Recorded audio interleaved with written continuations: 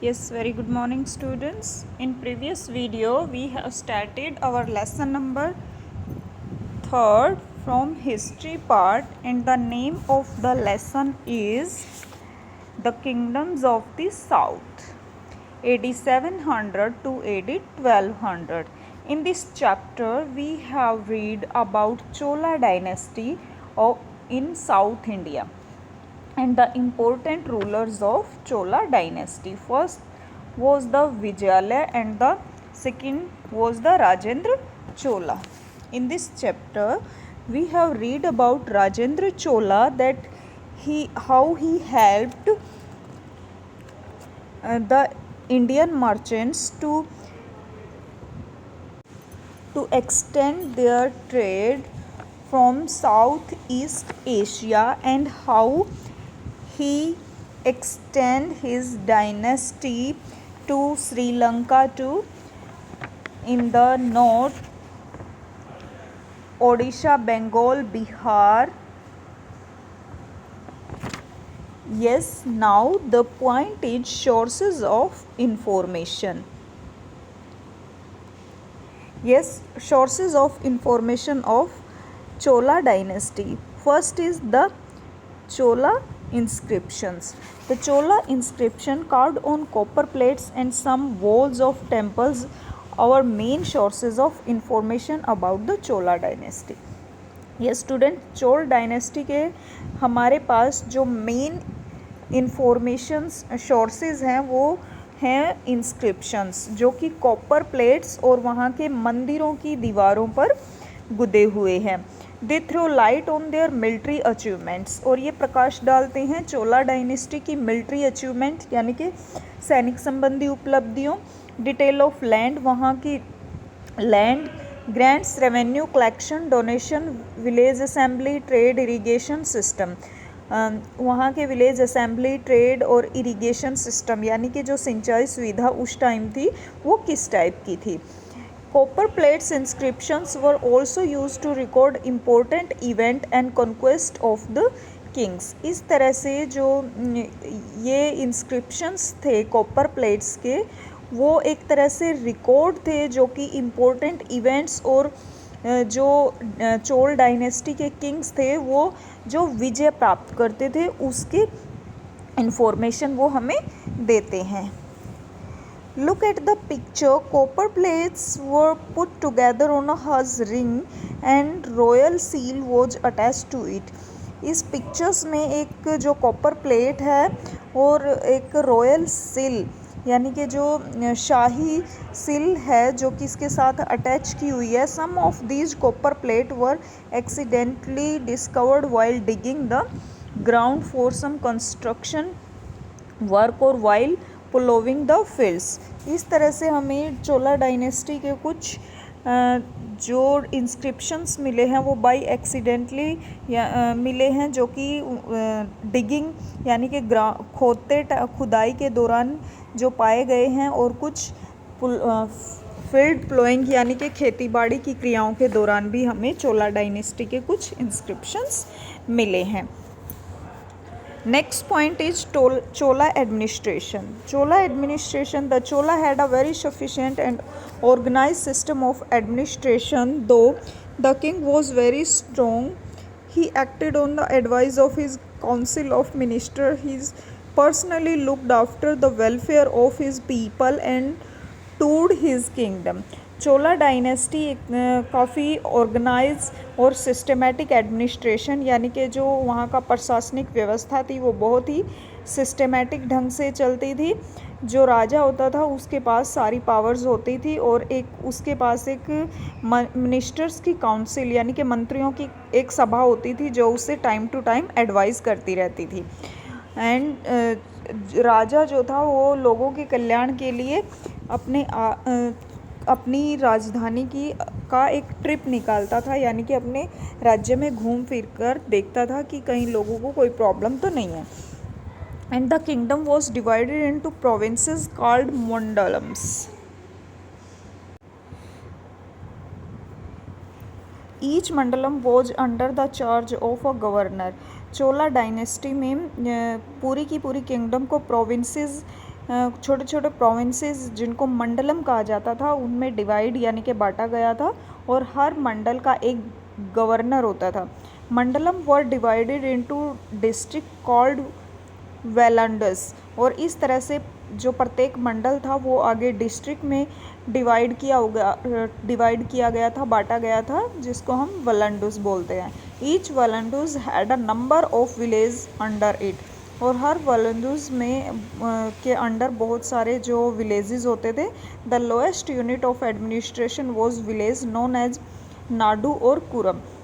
इस तरह से जो सबसे छोटी यूनिट होती थी प्रशासन की वो कुरम यानी कि विलेज होती थी, जिसको उस टाइम कुरम बोलते थे।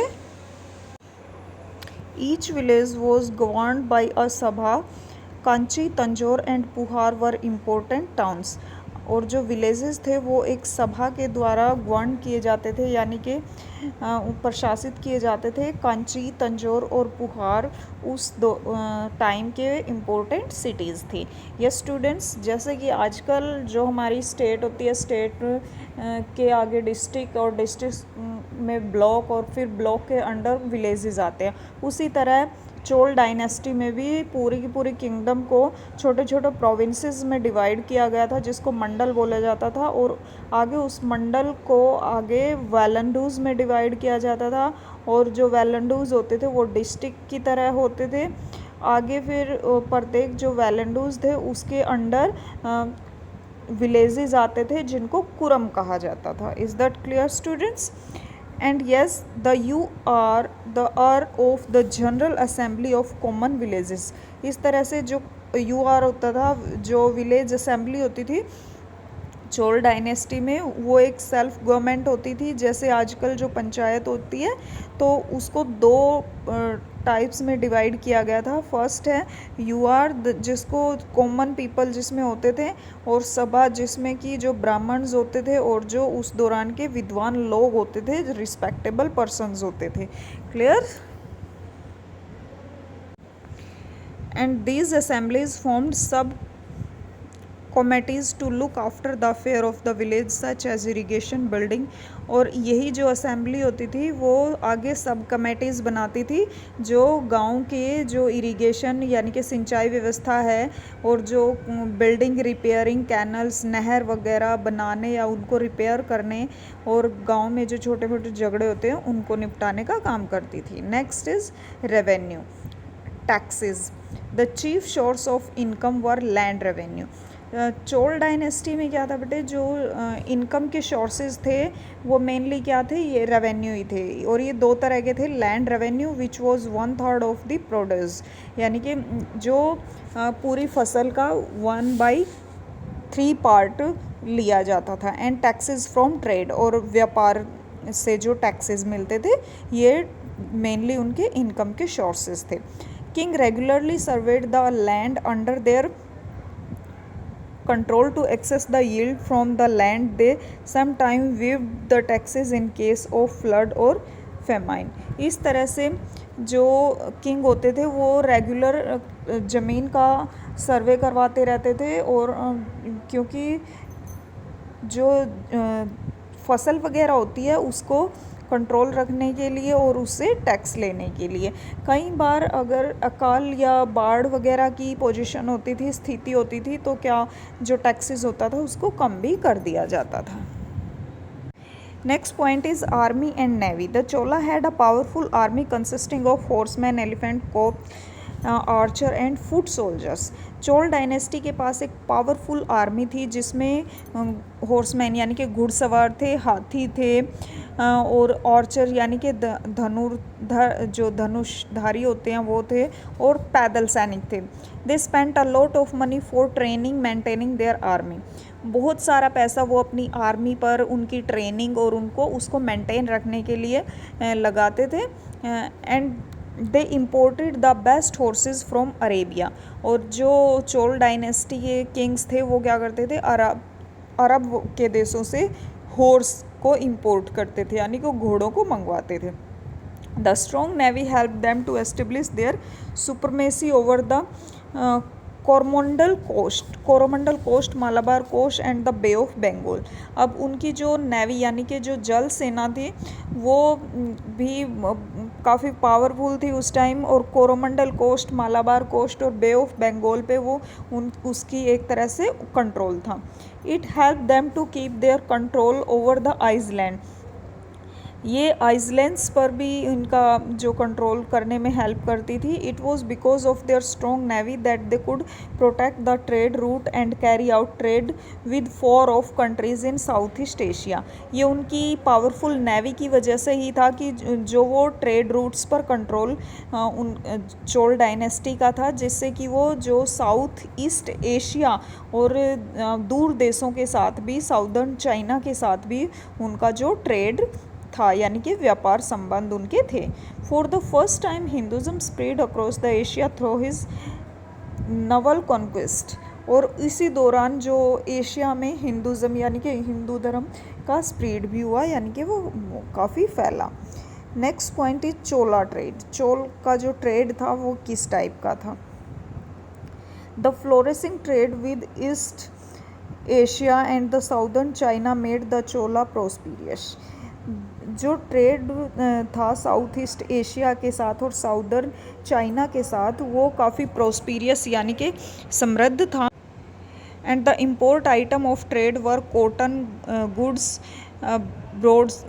ब्रोगेट्स, sandalwood, ivory, precious stone, camphor, glassware and perfumes.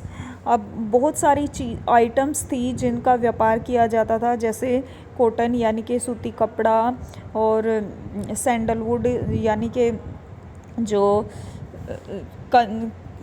Sandalwood होता है, आइवरी होती है यानी कि हाथी के दांत होते हैं, और बहुत सारे जो प्रीशियस स्टोन यानी कि हीरे जवाहरात, डायमंड्स वगैरह होते हैं, इनका भी काफ़ी व्यापार उस टाइम किया जाता था, जो प्रीशियस स्टोन होते हैं हमारे। And their main ports and Kaveripatnam and the Nagapatnam trade also led to growth of crafts। और इस तरह से उनके जो मेन पोर्ट्स थे यानी कि बंदरगाहें थी वो कावेरीपट्टनम और नागापट्टनम थी, जिससे उनका जो ट्रेड में हेल्प होती थी। एक्सपेंशन ऑफ एग्रीकल्चर, खेती बाड़ी। Money earn from trade was invested in agriculture. जो व्यापार से जो पैसा इन्वेस्ट होता था उसको सब जो चोला डायनेस्टी के किंग्स थे वो एग्रीकल्चर पर लगाते थे। To support the growing population the Chola king took extension step for the expansion of agriculture. और उन्होंने खेती बाड़ी के विस्तार के लिए काफ़ी विस्तार के लिए जो और कदम उठाए थे वो क्या थे? Number first is more land was levelled for and forest were cleared and growing crops. जो फॉरेस्ट को क्लियर किया गया था और ज़्यादा से ज़्यादा ज़मीन एग्रीकल्चर के अंडर ली गई थी, जिससे कि जो क्रॉप्स है उसकी प्रोडक्शन ज़्यादा हो। Second, the land grants were given to increase agriculture. Land grants यानी कि जो लैंड पर लोन्स वगैरह उनको वो काफ़ी उनको इनक्रेज किया गया था ताकि लोग ज़्यादा से ज़्यादा खेती बाड़ी की क्रियाएँ करें। A well planned irrigation system was developed to bring more area under cultivation. Irrigation यानी कि जो सिंचाई की सुविधाएं थी उसको अच्छी तरह से डेवलप किया गया ताकि लोगों को खेतीबाड़ी करने में कोई प्रॉब्लम ना हो। Rajendra Chola built an artificial lake with a network of canal to supply water for irrigation. Rajendra Chola जो किंग थे उन्होंने एक आर्टिफिशियल लेक यानी कि एक झील बनवाई थी और उससे काफ़ी जो नहरों का एक जाल बिछा दिया था, जिससे इरिगेशन वाटर इरिगेशन यानी कि सिंचाई की सुविधाएं लोगों को प्राप्त हो। दे बिल्ड डैम्स और Kaveri and the river and provided canal to carry water to the fields. उन्होंने कावेरी नदी और दूसरी नदियों पर कैनल्स यानी कि बांध बनवाए और उनसे जो नहरें हैं वो निकाल करके खेतों तक पहुंचाई। They dug wells and constructed tank to collect rain water. उन्होंने काफ़ी सारे कुएं खुदवाए और वाटर टैंक जो रेन वाटर हार्वेस्टिंग के लिए हम यूज़ करते हैं वो भी उन्होंने किया है। Embankment were build to prevent flooding. और फ्लडिंग यानी कि बाढ़ वगैरह को रोकने के लिए उन्होंने जो नदियों में ये बाढ़ होती हैं वो भी लगाई। Language and literature, this period saw the growth of regional language like Tamil, Kannada and Telugu. Chola dynasty के अंडर काफ़ी रीजनल लैंग्वेज यानी कि क्षेत्रीय लैंग्वेज का विस्तार हुआ, जैसे कि तमिल थी, Kannada, Telugu. Chola king encourage the translation of many literary work into these languages. और जो चोला डायनेस्टीज़ के किंग थे उन्होंने बहुत सारी जो भाषाओं के विस्तार के लिए काफ़ी ट्रांसलेशन वर्क यानी कि जो साहित्यिक कार्य था उसका भी उन्होंने विस्तार किया।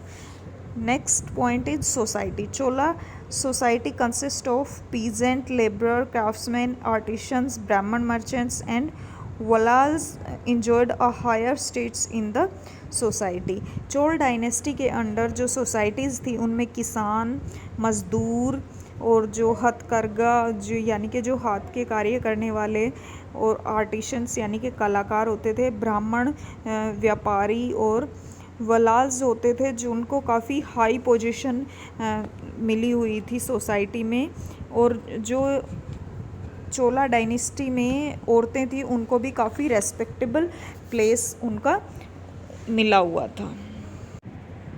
They had the right to inherit property. They received education in various subjects according to some inscriptions. Some villages even headed by women.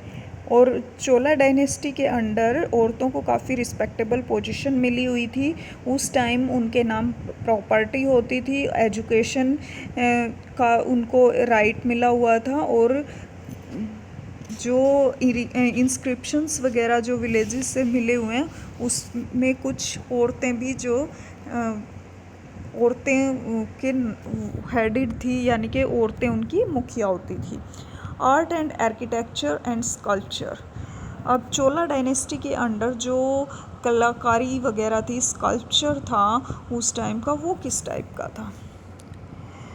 Chola were great builders. जो चोला डायनेस्टी के किंग्स थे वो काफ़ी अच्छे बिल्डर्स थे। The Brihadeshwara temple at Thanjavur, now a world heritage site, is the finest example of Chola architecture.